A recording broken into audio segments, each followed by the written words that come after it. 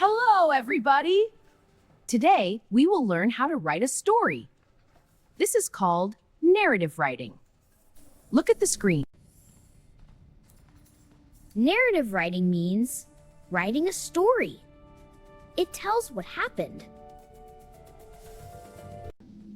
A story has 3 parts: beginning, middle, ending.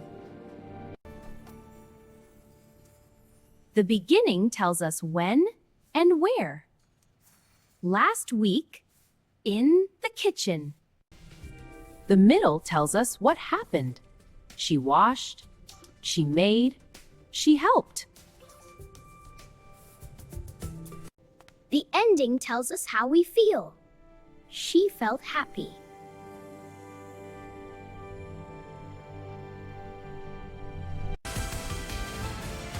Great job! A story has 3 parts: beginning, middle, ending. See you next lesson, architects!